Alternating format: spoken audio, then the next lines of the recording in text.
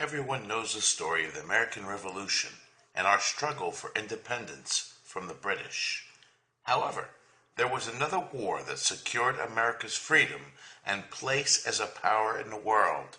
It was the War of 1812. Once the American Revolution ended, the new nation known as the United States still had the constant threat of the British Empire lurking over its shoulder.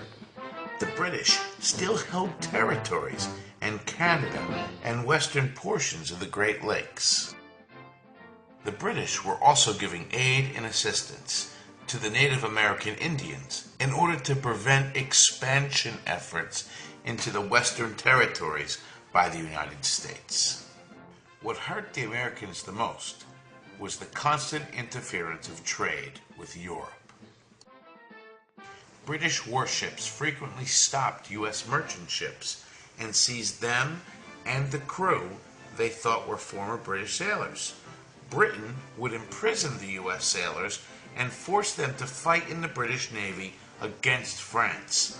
The continuing impressment of American seamen was a major complaint of the U.S. government.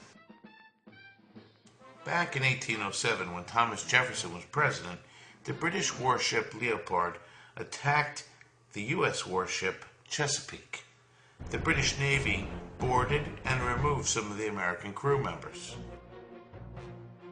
In an effort to prevent an all-out war with Britain, Jefferson passed the Embargo Act, which stopped most of the United States trading with Europe. The United States economy was hurt the most. However, in 1811, the U.S. Congress included a group of men known as the War Hawks. These men demanded war against Britain in order to redeem a national sense of pride and to protect American commerce. The War Hawks were led by John C. Calhoun of South Carolina and Henry Clay of Kentucky. Finally, on June 18, 1812, President James Madison signed a declaration of war against Britain. The events leading up to this declaration had been brewing for years and years. The United States planned to conquer British forces in Canada. They led 3 main offenses across the Canadian-U.S. border. In the west, the U.S. Army was led by General William Hull along the Detroit River. The second offense was aimed at Montreal in the east by way of Lake Champlain. The final attack was up the center along the Niagara River. The Battle of Queenston Heights in October 1812 was the first major defeat. The U.S. Army withdrew from the Canadian border before the actual battle was fought. The Battle of Frenchtown in January of 1813 was another loss for the United States. In September 1813, the American Navy defeated the British in the Battle of Lake Erie under the command of Oliver Hazard Perry. The British lost control of their supply lines to the west and had to return to the east. There was another victory for the American forces, the Battle of the Thames. General William Henry Harrison and the U.S. Army defeated the British forces and their Indian allies. The popular Indian chief Tecumseh died during that battle. Even with the small number of victories, the morale of the U.S. Army was low, and Britain still held on to its Canadian territories.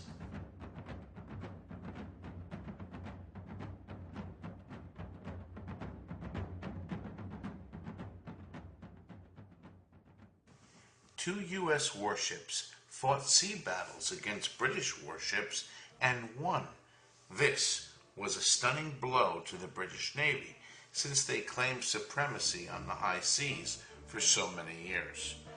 The warships Constitution and the United States delivered victories at sea offsetting the losses in Canada. Meanwhile, back in Europe, the Napoleonic Wars between Britain and France ended with a victory for Great Britain. The British Empire now refocused its energy on winning the war in America by sending more troops and more warships to the United States. The British prepared to crush the U.S. Army and Navy by attacking both in the North and in the South. They sent a force into Lake Champlain in upper New York and along the Hudson River to cut off New England from the rest of the country.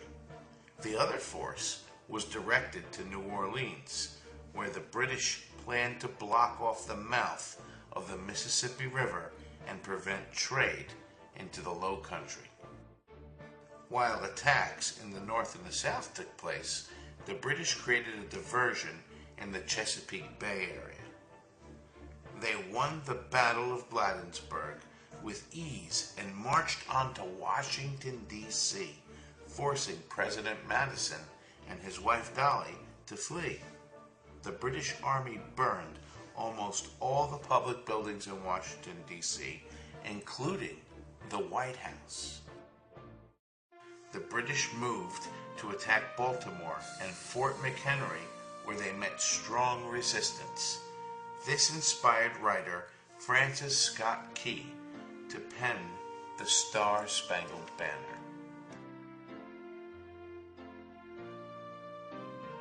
While these battles were taking place, the war was officially ended in December of 1814 with the Treaty of Ghent. Both the U.S. and Britain found themselves signing a document where neither side had gained a thing. Everything reverted back to the way it was before the war. However, word of the treaty didn't arrive in America until months later. The British attacked the Americans in the Battle of New Orleans. General Andrew Jackson led the United States to a victory over the British forces. Over 2,000 British soldiers lost their lives in that battle. Even though the Treaty of Ghent was signed months before the Battle of New Orleans, the United States felt they won the War of 1812.